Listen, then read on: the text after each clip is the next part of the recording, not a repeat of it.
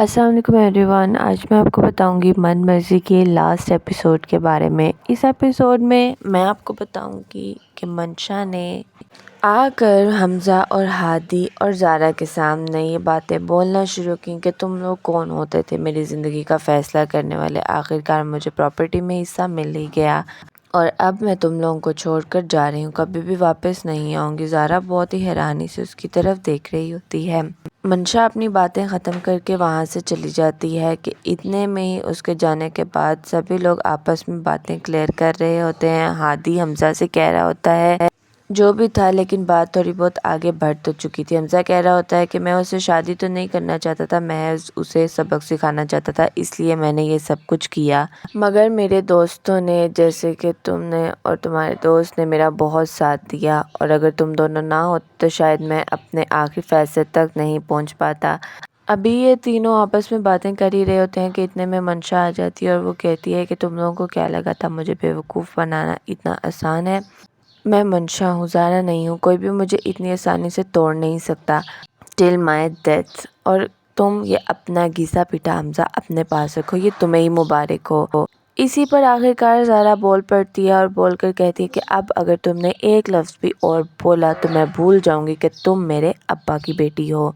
मंशा अपने हाथ में फ़ाइल लिए आखिर एक लोकेशन पर पहुंच जाती है और वहां अंदर एंटर होने लगती है तो गार्ड बोलकर कहता है कि मैम आप ऐसे अंदर नहीं जा सकते। वो कहती है कि मैं इस बिल्डिंग की मालकिन हूँ, तुम मुझे नहीं रोक सकते।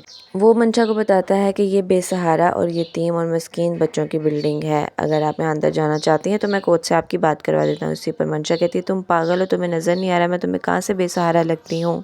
मंशा रेस्टोरेंट में फ़ाइल लेकर आ जाती है इस लड़के के पास और आकर कहती है देखो इस पर मैंने बहुत पक्का काम किया है। जब वो पढ़ता है तो वो कहता है अगर तुमने इस फ़ाइल को एक बार पढ़ लिया होता तो तुम देखती तुम्हें सीरत होम्स में एक कमरा मिला है रहने के लिए। जैसे ही वो इतनी बात करता है इतने में ही मंशा को हादी का फ़ोन भी आ जाता है। हादी उसे फ़ोन करके कह रहा होता है हाँ तो कैसा लगा, सबको इतना परेशान करने वाली लड़की आज खुद परेशान खड़ी है।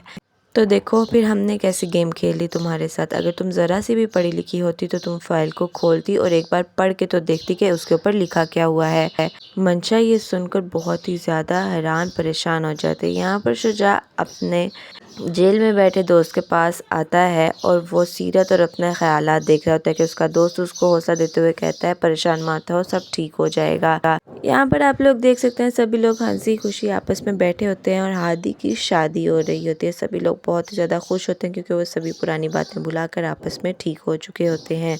हादी की शादी में इतने में ही सारा और हमज़ा की भी एंट्री हो जाती है। वो दोनों भी हंसी खुशी एक साथ चलते हुए हादी की शादी में आ जाते हैं। शुजा ने पुलिस स्टेशन में ही अपना वो दोबारा से डॉक्टरी का काम शुरू कर लिया होता है और वहाँ पे वो जेल के पेशेंट्स को देखना शुरू हो जाता है। वहाँ पर उसको दवाइयाँ प्रोवाइड की जाती हैं और बहुत से पेशेंट ऐसे होते हैं जो उससे दवाई ले रहे होते हैं। मंशा सीरत होम्स के उसी रूम में चक्कर लगा रही होती है और बहुत ही ज़्यादा परेशान हो रही होती है। उसे समझ नहीं आ रही होती कि उसके साथ क्या गेम खेला गया है।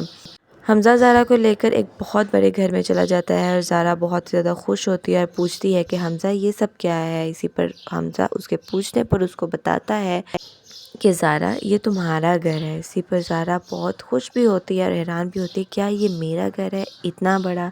हमज़ा खुद से बातें करते हुए कह रहा होता है बाज़ औक़ात हमारे बड़ों के कुछ फ़ैसले हमें वक्ती तौर पर तो बहुत बुरे लगते हैं लेकिन वो हमारे हक़ में बेहतर होते हैं। जियो के मज़ीद अच्छे ड्रामास देखने के लिए मेरे चैनल से बने रहिएगा। मैं आपको नए से नए ड्रामा से अपडेट करती रहूँगी, उनके प्रोमोज़ भी दिखाती रहूँगी। तब तक के लिए मेरे चैनल को like, comment, share and subscribe करना मत भूलिएगा। मिलते हैं नेक्स्ट किसी अच्छे से ड्रामे के अच्छे से प्रोमो के साथ। तब तक के लिए मुझे दीजिए इजाज़त। ओके, अल्लाह हाफ़िज़।